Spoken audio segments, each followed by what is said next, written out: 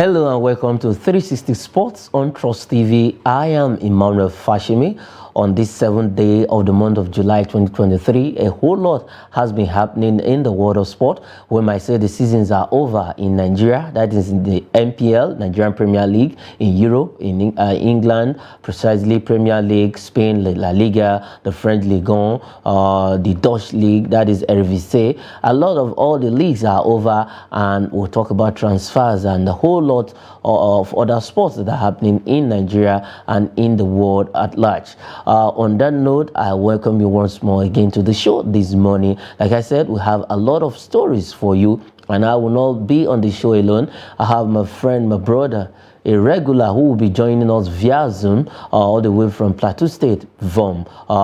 Precisely, that's his location, who will be joining me to deal with all the issues we have for you on the world of sports this morning. The program 360 Sports. Straight up to the first story we have this morning, where Budapest 2023, we know the World Athletic Championship will be coming up in Hungary. That is in Budapest, where the tracks will be burning and every other sport we be showcasing at the Budapest 2023, which will be coming up by next month. And let's not forget the national trials is still ongoing at in Benin City, the Sam Ogbemudia Stadium.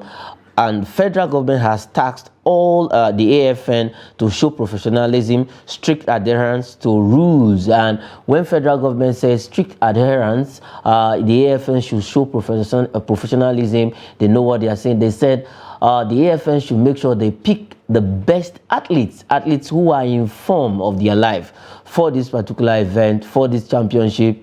And I know as it stands right now, the federal government know what they are saying, and that is why they are telling AFN ahead of time to be strict in their selecting of athletes that will be going for the World Athletics Championship in Budapest, that is in Hungary. And if I to tell you the truth, I think the federal government are not wrong by saying this. On this note, Michael Ledoko, all the way from Plateau State, will be joining me to say to talk about this. Okay, he's not ready yet. I'm getting the feelers, but when he's ready, he's going to tell us a lot about what the federal government has actually told the AFN to make sure they pick athletes, the best athletes. We know the AFN has come out before that national trials in Benin City that any foreign athletes that does not come for the national trials will not be selected for the World Championship 2023,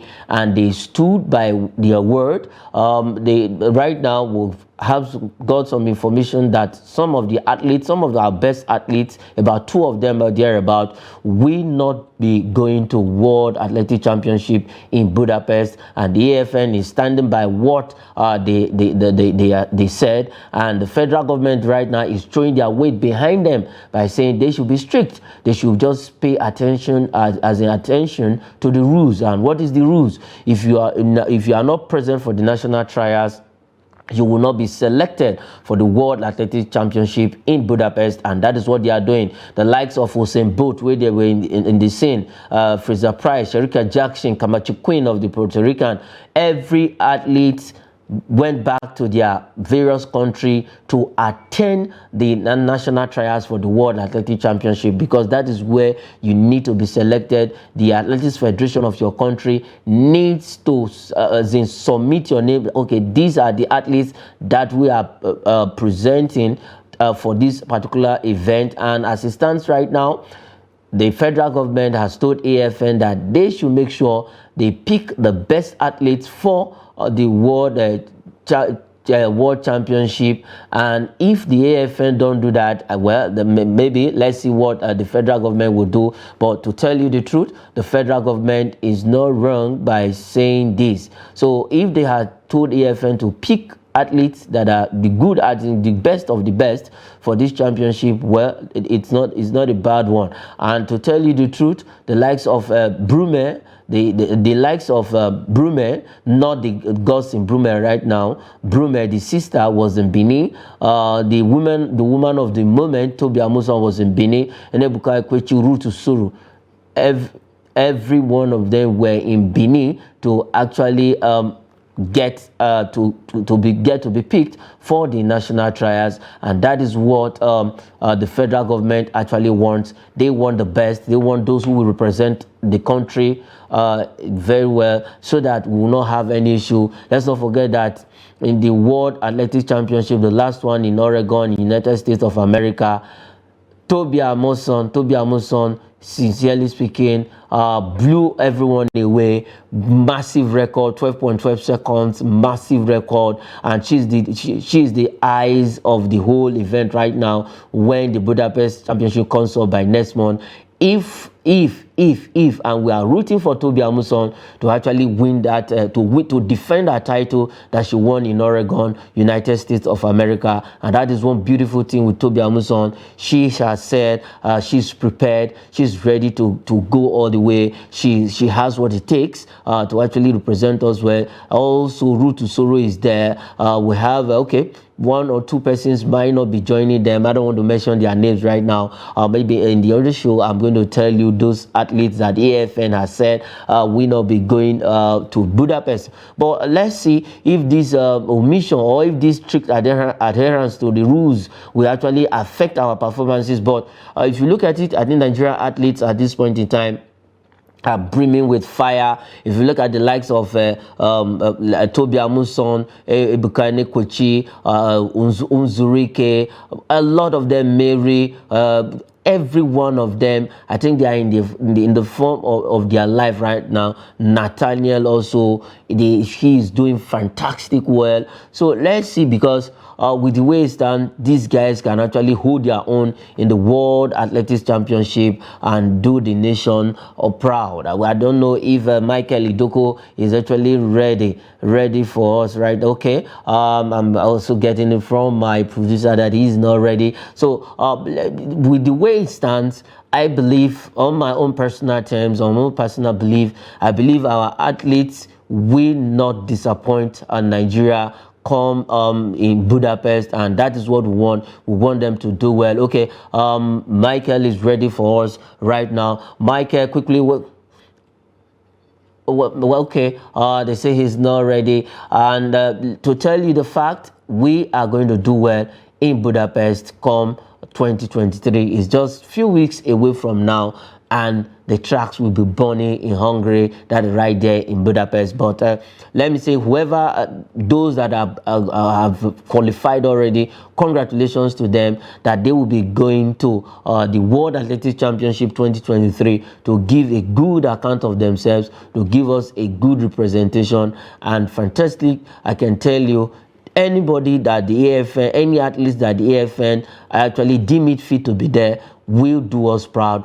will not let us down. And that is what I believe. For the very first time, I have faith in our athletes, because it is different from what we used to see in the past. But right now, we are the eyes of the world. We are the ones they want to beat, and we also want to beat the world. And that is what we are made for. We have that spirit, the giant of Africa. We have that never die attitude, and you're going to see it come the World Athletics Championship 2023. Okay, if our guest joins us, he's going to deal with that first issue. Let's move away from that story and talk about some tennis right about now. That is the ITTF rankings, where our own number one, Nigerian number one, African number one, has dropped one spot. But the biggest rise is Mati, who moved about 13 places to be ranked 63rd in the world.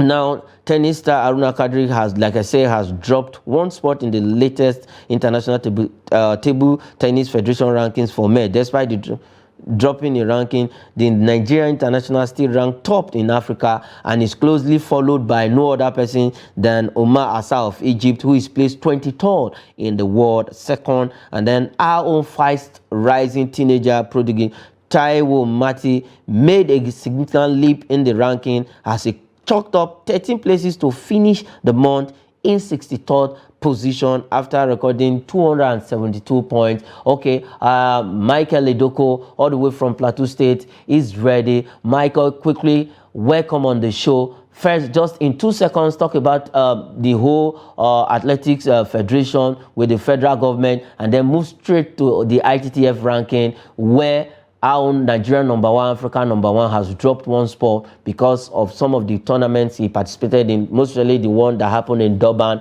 where he couldn't hold his own. But despite the drop in, by one spot, he's still topping the charts in Africa, and Omar Asa closely following. But we have a teenager who's fast coming up, definitely to take over from Kadri, 63rd in the world, 13th jump from where the previous position where he was after amassing 272 points. Michael, welcome on the show. Quickly talk about FG telling AFN pick the best athletes for Budapest 2023.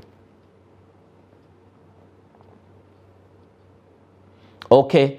He will join us back immediately. Like I said, the biggest leap was Mati, Taiwo Mati, a young man who is doing well for himself. After that tournament in Durban in South Africa, he actually said it was a big one for him, massive one. He has learnt a lot. Okay, Michael Idoko, quickly react to the first two stories that are just the FG taxing the AFN to pick the best athletes, and then the ITTF ranking. Quickly.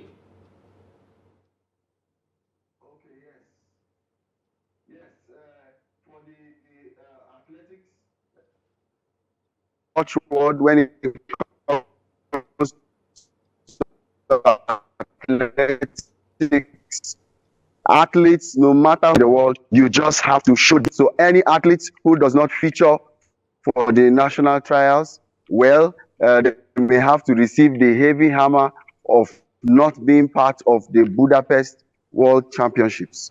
And so, unfortunately, we have some athletes who will not be able to make it, and they happen to be our best legs in the 100 meters and the 200 meters. Talking about Godson Esebrume and Favor Ofili. These are our best legs, but unfortunately, they will not be featuring in the World Championships. Ofili is battling with injury. Godson Brume is battling with his visa. It has been cancelled 3 or 4 times, and that's why he wasn't able to make it all the way to Benin for the trials. Okay, the ITTF ranking, Kadri now has dropped one spot, but despite that drop, he still maintained the #1 spot in Africa, and followed by a man that normally gives him trouble from Egypt, Omar Asa. But let's talk about Taiwo Mati, a fast-growing table tennis player. This young man moved 13th places to the 67th position in the world, and that's a massive one, a massive leap from the previous position where he was occupied. And now, is it time to maybe tell our own Haruna Kadri, to just go back to the seat and let Taiwo Mati do his thing? But this is a fast-growing table tennis player. So how did you see the whole rankings, the move of Taiwo Mati, and then that of Haruna Kadri dropping one spot?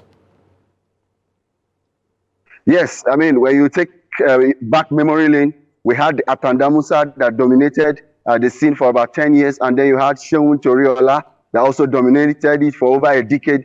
Right now, Haruna Kadri has dominated for over a decade, and it's good to see, I mean, Taiwo Mati giving him a run for his money, accumulating 272 points in the month of June alone. Actually, Haruna has been battling with injuries. We saw him at the ITTF. He had an easy round of 128.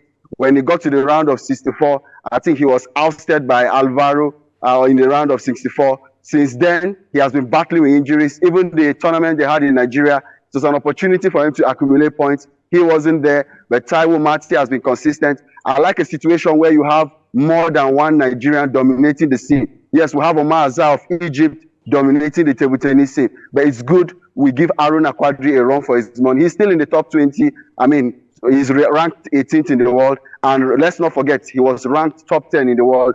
The first African, the first Nigerian, to be a top 10 in ITTF. So yes, it's a good thing for Nigeria. I wish we had about 3 or 4 upcoming stars giving Haruna a run for his money. But I tell you, Haruna is still the athlete to beat as far as table tennis is concerned. As far as table tennis is concerned, Haruna is the athlete to beat. Now, let's say if you are Haruna's coach, what would be in your mind right now? Because he has dominated the scene for so long.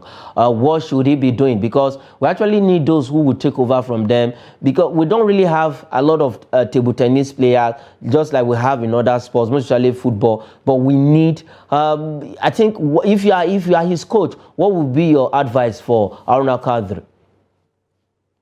Yes, my advice to his coach will be, as much as possible, stay healthy.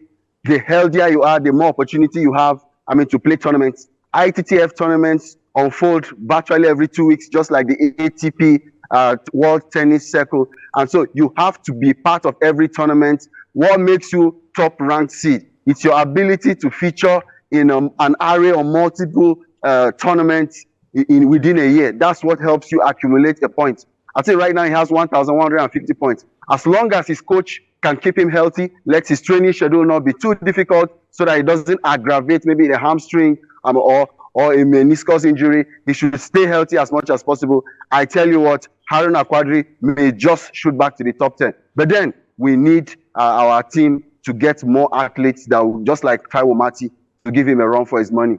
All right, we need to get people like Taiwo Mati to give him a run for his money. If you look at the game of table tennis, the ping pong game, as it's being called, it's actually a beautiful one. But we need those who will take over from Aruna Kadri. We cannot rely on Taiwo Mati alone. We need a lot of Taiwo Mati in this scene, because table tennis is one beautiful sport. If you know how to play, you are going to enjoy it very well. Okay, let's move away from that story and head straight to Niamey, where our own Nigeria under 21 girls, they whitewash. Well, I think it is turn of Nigerians to actually deal with the Ghanaians. Now, let me say personally, I'm happy with what is going on, but they actually whitewashed the Ghanaian ladies in their first game right there in the under-21 volleyball championship that's going on in Niger. And this time around, I think the Ghanaians never saw this coming. 3-0 it ended. The first set, the second set, the third set, we took all of the points, and now these guys are brimming with confidence. They have said they want to actually win the championship. Yes, of course, it's a good thing for us. Personally, I know the coach of the under-21 volleyball team in Rakia Muhammad. We've lived in the same area for the past 25 years. I've known her at Dadinkoa in Jos Plateau State. And I also saw her in the stadium when I was an athlete in the early 2000s with the Plateau State Sports Council. Rekia is a coach that I've seen and I've watched blossom, both as a player and now as a coach. And yes, talking about the under-21, of course, Kelechi Ndukaba, the skipper for the team, she was able to set the ball rolling from the first set. And of course, Nigeria was able to win, I think, 25-11 in the very first set. She was able to win the first 7 points for Team Nigeria. She's a captain, fantastic, leading by example. And of course, Miriam Ibrahim was able to take it in the second set, where Nigeria won, I think, 25-15. Yes, 25-15. And in the third set, Miriam Usman was able to, take up the responsibility to win, I think, at 6 points of her own. I think in the end, we're able to sweep Ghana 3-0. It's a sweet one for Nigeria. That's how you start a tournament. And I see these ladies, I see the determination. Of course, the captain, Kelechi, she's an MVP type player, and she has shown it once again. I see this team going all the way.